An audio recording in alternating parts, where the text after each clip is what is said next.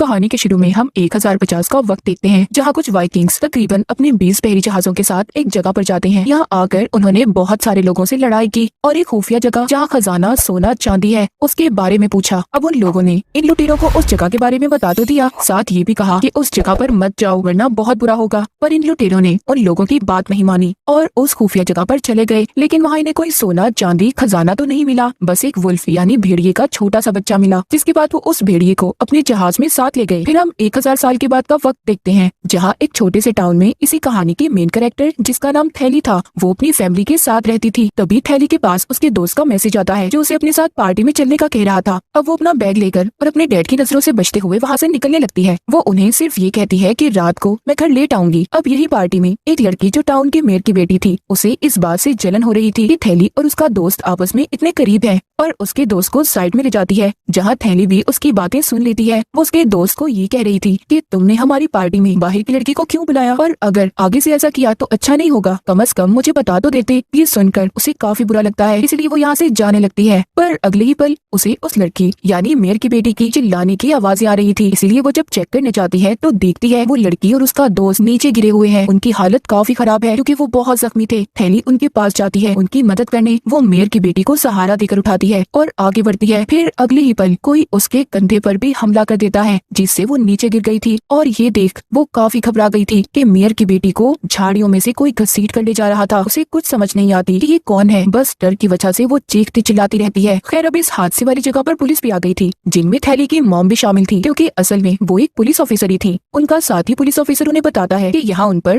जिस भी किसी ने हमला किया वो मेयर की बेटी को अपने साथ ले गया है, उसका कोई अता पता नहीं। उसके साथ यहाँ एक लड़की भी थी जो और कोई नहीं बल्कि तुम्हारी बेटी है, इसीलिए तुम्हें जाकर उससे इस बारे में पूछना होगा क्योंकि वही तुम्हें बता सकती है। ये सुनकर उसकी मॉम काफी डर गई थी और फौरन अपनी बेटी को संभालने के लिए उसके पास जाती है। उसके कपड़ों पर लगा खून देखकर पूछती है कि क्या हुआ, क्या तुम्हें कहीं चोट लगी है, जिस पर वो कहती है नहीं मॉम, ये मेरा खून नहीं मेयर की बेटी का है जो मेरे ऊपर तब लग गया जब मैं उसे संभाल रही थी, बस हल्की सी चोट लगी है मेरे कंधे पर। फिर तलाशी लेने पर इन्हें वहाँ मेयर की बेटी का फोन मिलता है, साथ ही पेड़ पर थैली की मॉम को एक बड़ा सा नाखून भी मिल जाता है जो किसी खतरनाक जंगली जानवर का लग रहा था। अब कुछ देर के बाद थैली की आँख खुल जाती है जहाँ वो अपने सामने अपनी मॉम को पाती है। वो थैली से पूछ रही थी कि अब बताओ मुझे कल रात तुम्हारे साथ क्या हुआ था। तो अब यहाँ वो धीरे धीरे अपनी मॉम को सारी बात बता देती है। अचानक मेयर की बेटी की चिल्लाने की आवाज आई और जब मैं वहाँ गई तो दोनों ही जख्मी थे, पर मुझे खुद भी समझ नहीं आई कि उन पर हमला किसने किया क्योंकि वहाँ अंधेरा काफी था तो मैं नहीं देख पाई। यहाँ हम एक बड़ी अजीब चीज देखते हैं कि थैली की दोनों आंखों का रंग भी अब बदल गया था, मतलब एक आंख का रंग कोई और दूसरी आंख का रंग कोई और था। फिर इसके बाद पुलिस ऑफिसर उन सारे बच्चों के बयान लेते हैं जो कल रात उस पार्टी में आए थे, पर उन्हें बच्चों से खास जानकारी नहीं मिलती और तो और मेयर की बेटी की लाश भी उन्हें नहीं मिली थी। रात को थैली की मॉम उस नाखून के बारे में सर्च कर रही थी जो उन्हें जंगल में पेड़ से मिला था, जहाँ वो नाखून भेड़िए के नाखून से मैच हो जाता है, इसीलिए वो कॉल करके अपने साथी पुलिस ऑफिसर को कहती है कि ये नाखून भेड़िए का है।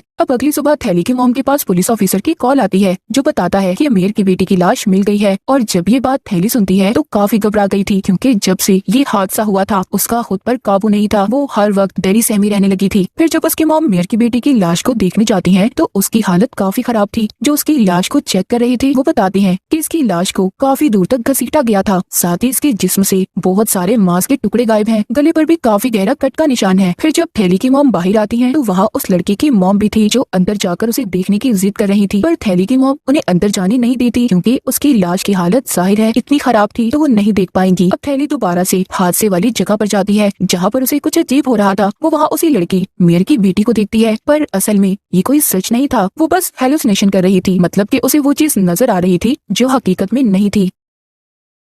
उधर पुलिस स्टेशन में एक बूढ़ा आदमी आता है जो थैली की मॉम से मिलता है क्योंकि उसके पास इस केस के लिए जानकारी थी। वो बताता है कि जिसने उस लड़की को मारा है जिसको आप ढूंढ रहे हैं वो कोई आम वुल्फ नहीं बल्कि वेयर वुल्फ है, यानी आधा इंसान और आधा भेड़िया, जो सिर्फ एक खास वक्त में ही भेड़िया बनता है जो पूरे चांद की रात होती है। और वो वेयर वुल्फ इंसान के खून का प्यासा है और ये सिलसिला तब तक चलता रहेगा जब तक कि इस नस्ल के आखिरी वुल्फ को ना मार दिया जाए, वो सबको खत्म कर देगा। ये सुन थैली की मॉम उसे चुप करवा देती है क्योंकि उनको उसकी बातों पर यकीन नहीं हो रहा था। साथ ही वो ये भी कहती है कि यहाँ एक लड़की की मौत हुई है, वो भी काफी बेरहमी से, और तुम्हें ये पुरानी मनगढ़ंत कहानियां सुनाने की पड़ी है। तब वो कहता है कि हाँ, मैं जानता था कि मेरी बातों पर कोई भी यकीन नहीं करेगा। ये कहने के बाद वो जाने लगता है, पर जाते हुए वो थैली की मॉम से कहता है कि जब तुम्हें मेरी बातों पर यकीन आ जाए तो मुझसे मिलने आ जाना। साथ ही वो उन्हें एक सिल्वर गन की गोली देता है। कहता है कि जिसे तुम मारना चाहती हो, यानी वो वेयरवुल्फ, वो सिर्फ इसी गोली से मरेगा, बाकी गोलियां उस पर असर नहीं करेंगी। जाते जाते वो उसके कोट में सिल्वर गोलियों की एक डब्बी पे डाल देता है। ना चाहते हुए भी उसकी एक गोली को थैली की मॉम अपनी जेब में डाल लेती है। अब थैली का वही दोस्त उससे दोबारा मिलता है जिसने उसे पार्टी में बुलाया था। कहता है कि आई एम सो सॉरी, सब मेरी वजह से हुआ है। अगर मैं ही तुम्हें वहाँ ना बुलाता तो तुम इन सब चीजों में ना पड़ती। जो सुनकर थैली उसे समझाती है कि जो कुछ भी हुआ उसमें तुम्हारी कोई गलती नहीं है, बहरहाल वह गलती है। जिसके बाद वो यहाँ से निकल जाती है। वो जब जा रही थी तो बाहर उसे मेयर की बेटी की दोस्त रोक लेते हैं। कहते हैं कि क्या जो बाहर वाले लोग बातें कर रहे हैं वो सच है, यानी तुम उसे बचा सकती थी पर जानबूझकर नहीं बचाया, तुमने उसकी मदद नहीं की, बस डरपोक कायर लोगों की तरह तुम चिल्लाती रही। ये सारी बातें सुनकर उसे बहुत बुरा लगता है। वो गुस्से में वहाँ से चली जाती है और अपने घर आकर रोते हुए शीशे में अपने कंधे पर जख्म देखती है, क्योंकि वो दिन ब दिन खराब होता जा रहा था। तब उसे परेशान देख उसकी मॉम उससे बात करने आती है, पर वो उनसे बात करना नहीं चाहती थी। फिर रात को जब थैली सोती है तो उसे अजीब तरह का सपना आता है, जैसे वो तैर रही है पर पानी में नहीं, खून में, जिस वजह से वो चौंक कर नींद से जाग जाती है। इसके बाद हम एक डॉक्टर को देखते हैं जिसे मेयर की बेटी की लाश को चेक करने के लिए बुलाया गया था। उसे ना खून का वही टुकड़ा भी दिखाया जाता है, जिससे वो अब कंफर्म करके इन्हें बता देता है कि वो टुकड़ा सच में वुल्फ का ही है। जिसके बाद थैली की मॉम अपने साथियों और कुछ शिकारियों के साथ जंगल में जाती है ताकि उस वुल्फ को पकड़ा जा सके। जहाँ जंगल में उन्हें एक और लाश मिलती है जिसका सर ही नहीं था, काफी बुरी हालत थी उसकी। तो वो उस लाश की तलाशी लेने लगते हैं। फिर शिकारियों को वहीं छोड़कर अपने कुछ साथियों के साथ आगे बढ़ जाती हैं। थोड़ी दूर चलने पर उन्हें वहाँ एक केव गार्ड दिखाई देता है। तब हिम्मत करके थैली की मॉम उसके अंदर जाती हैं। अंदर आने पर उन्हें वहाँ एक खाई दिखती है जहाँ काफी अंधेरा था। उसके अंदर जाने की एक सीढ़ी लगी हुई थी। तब वो जैसे ही सीढ़ी के जरिए नीचे उतरने लगती हैं तो तभी अचानक उसका पैर फिसल जाता है और वो सीधा नीचे गिरती है।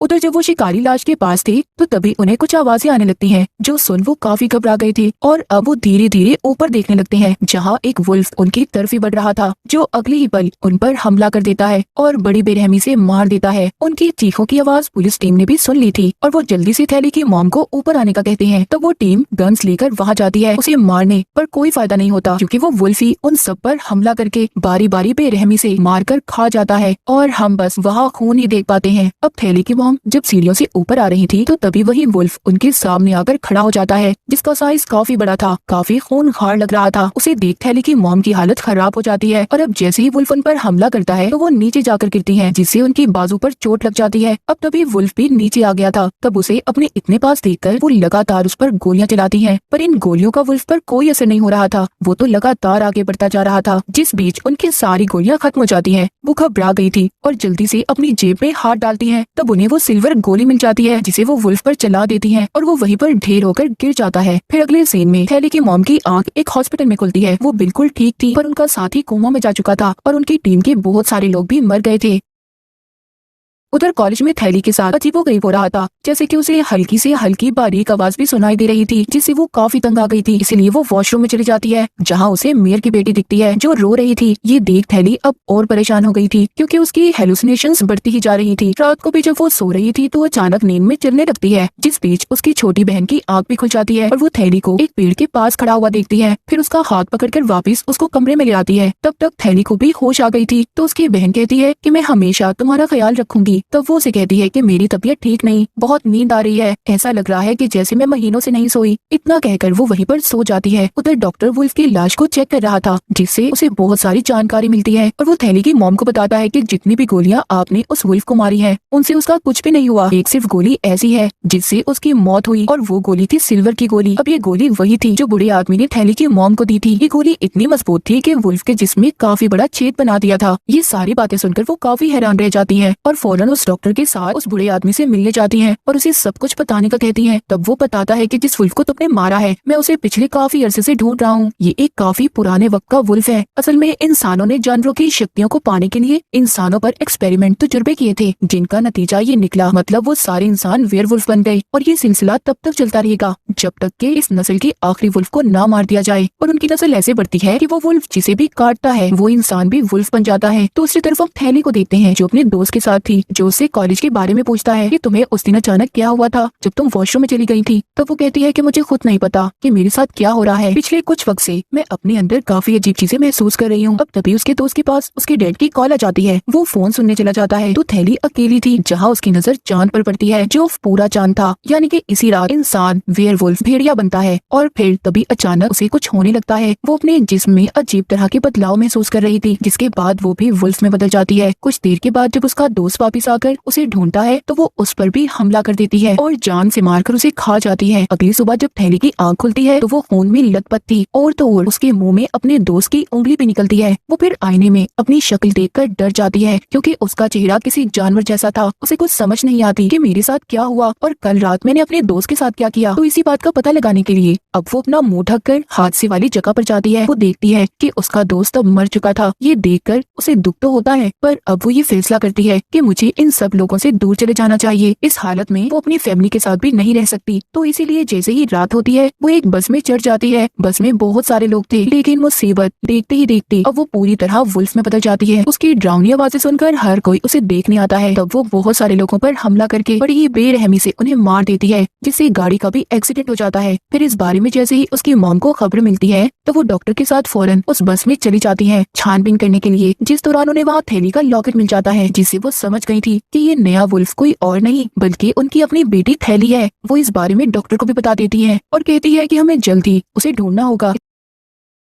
इसके बाद हम थैली के घर का सीन देखते हैं, जहाँ उसकी बहन ड्राइंग कर रही थी जो बोल नहीं सकती थी। और तभी उसे महसूस होता है कि जैसे उसके पीछे कोई आ रहा है। जैसे ही जब वो पीछे मुड़ती है तो वहाँ एक वुल्फ था, जिसे देखकर वो बेचारी काफी डर गई थी। वो बोल नहीं सकती थी तो जाहिर है चिल्लाकर मदद के लिए नहीं बुला सकती थी। पर जब वो गौर करती है वुल्फ की आंखों में तो उसे समझ लग गई थी कि मेरी बहन थैली है। वुल्फ यानी थैली भी जब उसकी आंखों में देखती है तो रुक जाती है, पर पीछे से उसके डैड आ गए थे जो उस पर हमला कर देते हैं। फिर वो उसे बिजली के झटके लगाकर अपनी बेटी को लेकर बाहर आ गए थे और जल्दी से गाड़ी में बैठकर यहाँ से निकलने लगते हैं। पर इन सब में उन्हें चोट लग गई थी तो वो ठीक से गाड़ी भी नहीं चला पा रहे थे। वो बेहोश हो जाते हैं, साथ ही उनकी गाड़ी का एक्सीडेंट भी हो गया था। थैली की बहन गाड़ी से निकलकर छुपने के लिए चली जाती है। तब तक वुल्फ भी यहाँ आ गया था। उनका पीछा करते करते इस टाउन के बहुत सारे लोग भी आ गए, क्योंकि उन्हें पता चल गया था कि यहाँ एक्सीडेंट हुआ है। वुल्फ यानी थैली उन सबको देख चुकी थी। वो बहुत सारे लोग थे, इसीलिए वो उन पर हमला कर देती है, जिससे लोग डरकर भागने लगते हैं। पर यहाँ उसने बहुत सारे लोगों को मारकर खा लिया था और हर तरफ खून ही खून फैला हुआ था। अब तभी इधर थैली की बहन आ जाती है, क्योंकि उसे अपनी बहन को ऐसे देखकर काफी दुख हो रहा था। वो उससे बात करने के लिए उसके पास जाने लगती है। वुल्फ यानी थैली के बिल्कुल सामने खड़ी होकर इशारों से वो कहती है कि मैं हमेशा तुम्हारे साथ रहकर तुम्हारा ख्याल रखूंगी। पर इतनी ही देर में उसकी मॉम और डॉक्टर भी यहाँ पर आ गए थे। मौका देखते ही वो वुल्फ पर तीर का शूट करते हैं, जिससे वो मरती तो नहीं पर जख्मी हो गई थी। और इस चीज का फायदा उठाकर ये लोग एक स्टोर में जाकर छुप जाते हैं और कुछ ही देर में हर तरफ खामोशी हो गई थी। पर तभी अचानक गाड़ी की तेज रोशनी आती है, जिसमें दरअसल वो बूढ़ा आदमी था जो उस वुल्फ को मारने के लिए वो गाड़ी से उस पर हमला करता है। उसे ठोककर वो गाड़ी स्टोर के अंदर घुसा देता है, जिससे उसे खुद को भी काफी चोट लगती है। वो जख्मी होकर वहीं पर गिर गया था और तब तक यहाँ वुल्फ भी आ गई थी जो उसे भी मार देती है और फिर अपनी मॉम पर हमला करती है। वो खुद को बचाने के लिए काफी कोशिश कर रही थी। डॉक्टर भी उसकी मदद नहीं कर पाता, क्योंकि वो चीजों के नीचे दबा हुआ था और उसके हाथ में लकड़ी का टुकड़ा लगा हुआ था, जिससे उसे तकलीफ हो रही थी। इस दर्द की वजह से वो अपने पास पड़ा हुआ इंजेक्शन भी नहीं उठा पा रहा था। अब ये सब कुछ थैली की बहन भी देख रही थी, तो हिम्मत करके वो वहीं बाहर आती है और वो इंजेक्शन वेयरवुल्फ यानी थैली को लगा देती है, जिससे वो वहीं गिरकर बेहोश हो गई थी। सीन इधर ही कट हो जाता है। इसके बाद हम थैली की मॉम को देखते हैं,